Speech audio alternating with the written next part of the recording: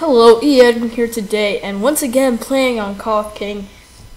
Because I've been so obsessed with this map lately, I actually haven't played on any other map since the update came out, which is a little weird, I know, but I just love this map so much.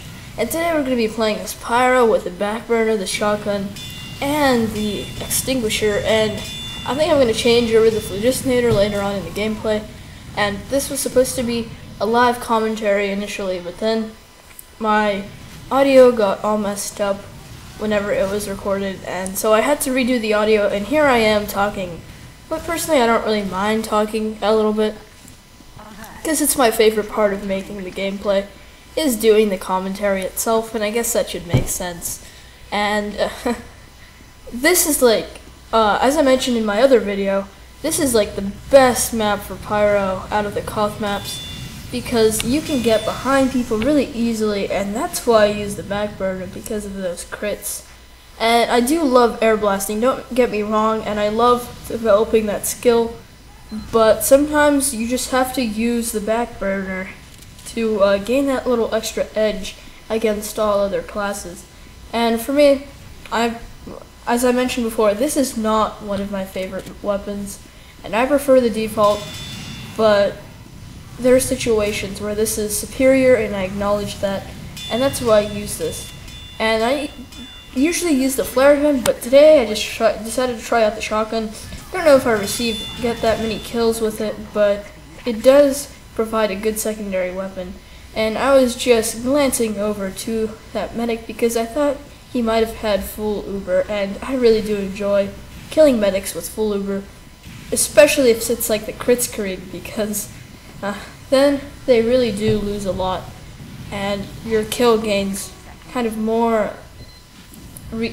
Your kill means more to you than just a mindless thing that you kill while playing a video game.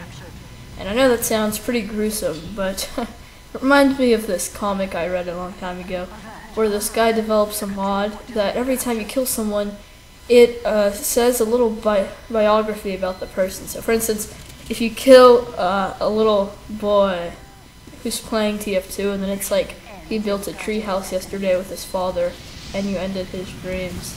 Anyways, it's from this comic called XKCD that I recommend that you read.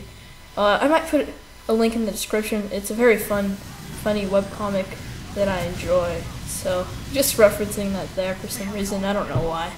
That was kind of random. But overall, once again, I am very happy with this map, as I mentioned in my previous video, and this isn't going to be another review, don't worry, so don't click away. But here I am switching to the phlogistonator to get that little bit of fun, and this flamethrower, let's all be serious, it's not that effective, but it's just so fun to use. If you're good at Pyro, and if you're not just a cheap noob who plays Pyro because it's the easiest class, then the regular default flamethrower is going to be way more effective because of that air blast, and the oomph really doesn't do that much because you have to be lucky and you have to be next to a group of people to use those mini crits, I think they are. But otherwise, you know, you might just fry two enemies that you're probably going to get anyways without the oomph, and that's what happens here, I think. And I get the sentry gun. I don't know why I wasted my mini crits on that. Maybe I just didn't want it to deploy. I don't really understand my reasoning back then, but I should have gone after the engineer, but oh well.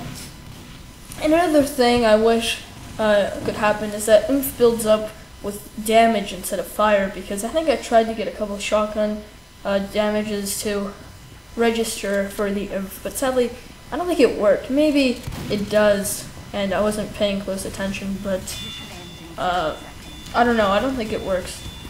And the other bad thing about this flamethrower is that you can't really spin in a circle, and it follows you directly, and it's a straight line in front of you, and I don't know if that's a good thing or a bad thing. For me, it's probably a bad thing, because I can't really whoop around as fast and kill, say, a spy behind me.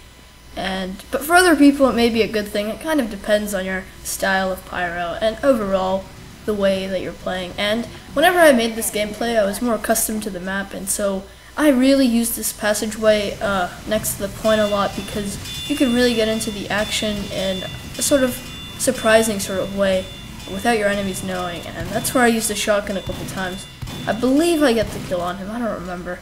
But I ended up chasing him, and then I realized this is the enemy spawn.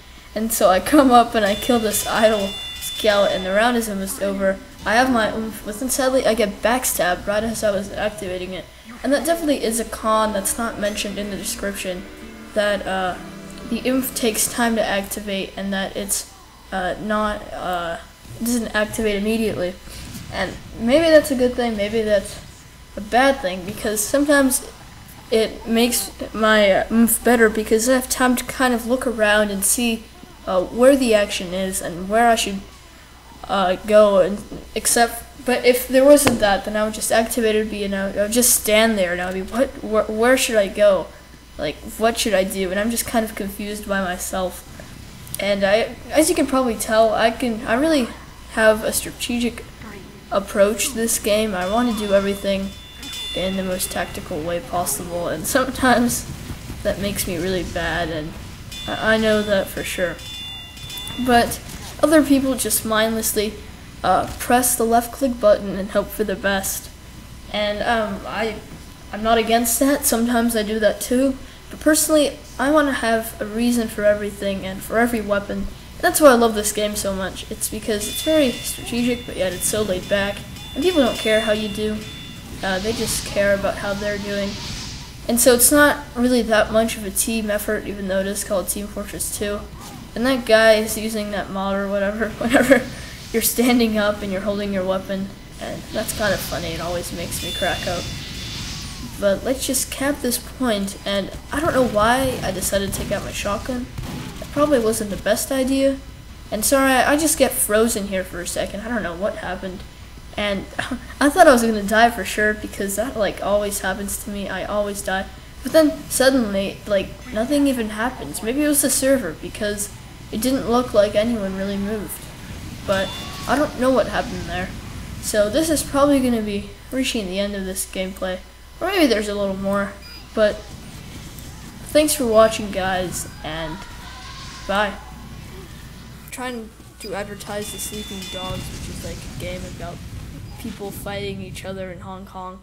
Looks kind of like a cool game, but I'm probably not going to buy it, and I'm not really interested in it. But what I am interested in is the new weapons and the new map, and it is very good. I'm playing as a gunslinger engineer because